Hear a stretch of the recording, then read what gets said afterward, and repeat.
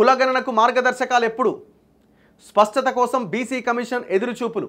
BC గణన, సమగ్ర కులాల గణన ప్రకటనలతోనే సరిపెడుతున్న రాష్ట్ర సర్కార్. బీసీ సంఘాల నుంచి పెరుగుతున్న ఒత్తిడి. కులగణన కోసమే స్థానిక ఎన్నికల వాయిదా. ఇప్పుడు వీళ్ళు స్టేట్మెంట్లు మాత్రం గవర్నమెంట్కి చాలా భారీ ఎత్తునున్నాయి. కులగణన చేసిన తర్వాతే లోకల్ బాడీ ఎలక్షన్స్ పెడతాం, రిజర్వేషన్లు పెంచినాకనే పెడతాం. మరి అడుగు ముందుకు పడతలేదే. ఒకవైపునేమో లోకల్ బాడీ ఎలక్షన్స్ కోసం మేము ఈ పథకాలు, స్కీములు, డిజిటల్ కార్డులు, రేషన్ కార్డులు ఇది ఏదో హడావుడి నడుస్తున్నది. అల్టిమేట్గా మీరు హడావుడి చేస్తున్నారంటే అది ఎలక్షన్ల కోసమే. అంటే ఎలక్షన్లు పెట్టాలన్న ఆలోచన మీరు చేస్తున్నారు. మరి అదే కులగణన మీద ఇప్పుడు కులగణన ఇప్పుడైద్దా ఇంకా 6 నెలలకైద్దా పక్కన పెట్టండి. ఫస్ట్ థింగ్ మనం ఫోకస్ చేయాల్సింది రాబోయేది లోకల్ బాడీ ఎలక్షన్స్ కాబట్టి 5 సంవత్సరాల్లో బీసీ నాయకత్వం పెద్ద ఎత్తున ఉండాలి. కాబట్టి సర్పంచులుగా, ఎంపీటీసీలుగా, వార్డు మెంబర్లుగా, జెడ్పీటీసీలుగా, జెడ్పీ చైర్పర్సన్లుగా కావాలి. కాబట్టి దాని మీద మనం ఫోకస్ చేయాలి. కామారెడ్డి డిక్లరేషన్లో కాంగ్రెస్ ఇచ్చిన 42% లోకల్ బాడీ రిజర్వేషన్ని అమలు చేయాల్సిందే అన్న లైనే తీసుకోవాలి. ఆ లైన్ మీదనే ఫోకస్ చేయాలి ఇప్పుడు ఈ 1-2 మంత్స్. మరి ఇప్పుడు అడుగులు అయితే ఒక్క అడుగు పడతలేదు. స్టేట్మెంట్లు మాత్రం పెద్ద పెద్దగా ఉన్నాయి. ఇదిగా దీని నుంచి తప్పించుకోవడానికైతే అవకాశం లేదు.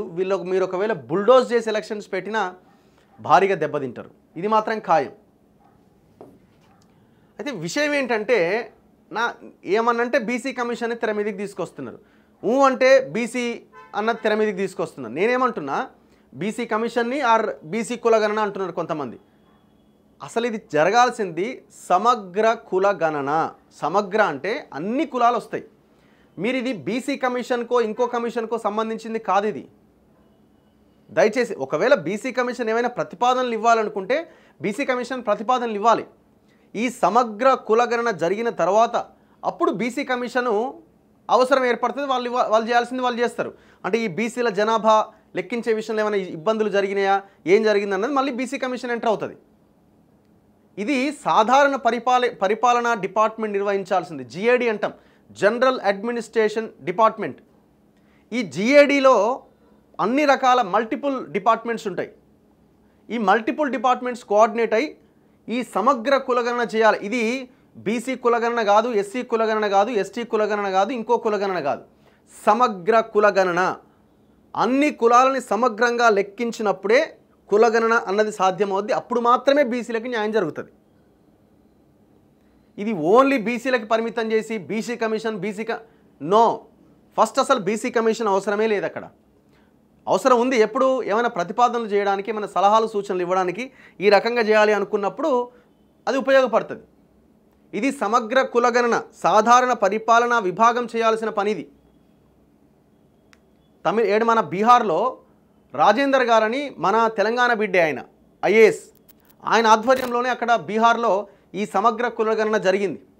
కొన్ని వందలాది మీటింగ్స్ పెట్టిండు అక్కడ నితీష్ కుమార్ గవర్నమెంట్. దాదాపు 200-300 మీటింగ్స్ పెట్టిరు. వాళ్ళు అక్కడ చేసింది కూడా అదే. అది అక్కడ బీసీ కమిషన్ ఆధ్వర్యంలోనే, ఇంకో కమిషన్ ఆధ్వర్యంలో జరగలే.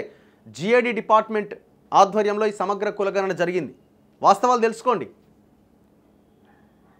సో ఆ దిశగా ప్రయత్నం చేయాలి.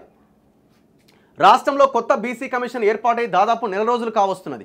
ఈ కమిషన్ పైన కులగణన అనే బృహత్తరమైన బాధ్యత ఉన్నది. అసలు ఎట్లుంటుంది వాళ్ళ మీద? ఇప్పుడు ఇది రాంగ్ వేలో మనం తీసుకెళ్తున్నాం.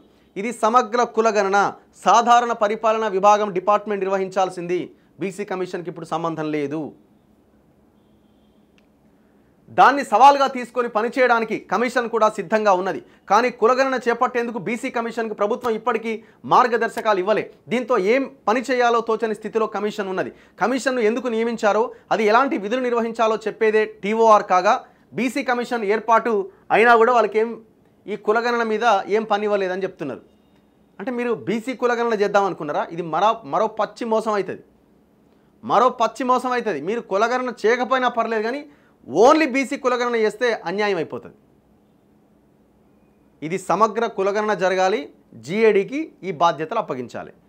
బీహార్ని ఎగ్జాంపుల్గా తీసుకోండి. వాళ్ళు ఆల్రెడీ కులగణన చేసి ఉన్నారు కాబట్టి 1 నెల రోజులు కంప్లీట్ చేసిరండి. వాళ్ళు 1 మంత్లో ఖతం అయిపోయింది. రేవంత్ రెడ్డి గారు పిలిచి ఆయన రాజేందర్ గారిని పిలిపించి మాట్లాడి, మీరు వెళ్ళండి, ఒక టీంని పంపించండి అక్కడికి.